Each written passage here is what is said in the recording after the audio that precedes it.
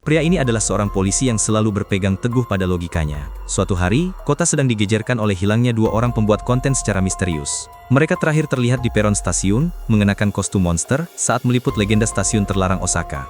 Tak lama setelah syuting, keduanya menghilang tanpa jejak. Sebagai seorang polisi, ia sama sekali tidak percaya pada hal tahayul seperti itu.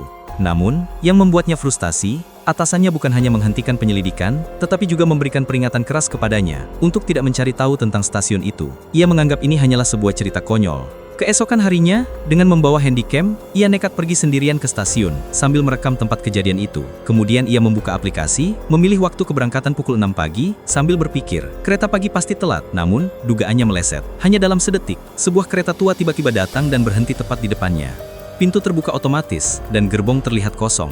Saat ia mengintip ke dalam, sebuah dorongan kuat menghantamnya dari belakang sehingga membuatnya terjerembab. Ia cepat berbalik, dan mendapati seorang pria tua berseragam berdiri dengan senyum yang menyeramkan. "Mengapa Anda menendang saya?" tanya ia dengan kesal. Satpam tua itu hanya mengeluarkan tawa serak yang menyeramkan sebagai jawaban.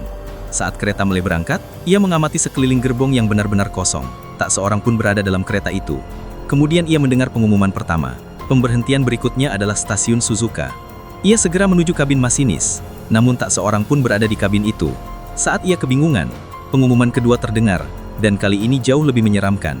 Untuk stasiun berikutnya, stasiun Osaka. Ia terkejut, tiba-tiba, kereta itu mulai berhenti.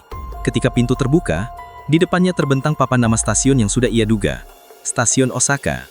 Setelah ia turun dari kereta, di gerbong kosong tempat ia terjatuh tadi, dua orang yang hilang itu tiba-tiba muncul, dengan tetap memakai kostum monster mereka.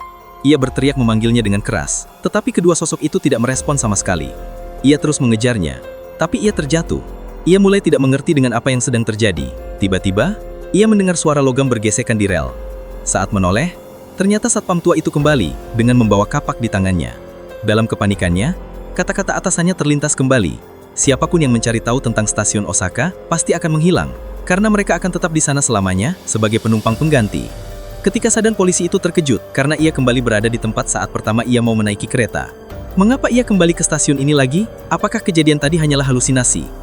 Ia bertanya dalam hati. Keraguannya tiba-tiba hilang ketika satpam tua itu kembali mendorongnya ke dalam kereta. Ia akhirnya menyadari bahwa semuanya ini nyata, dan ia terjebak dalam lingkaran waktu yang mengerikan.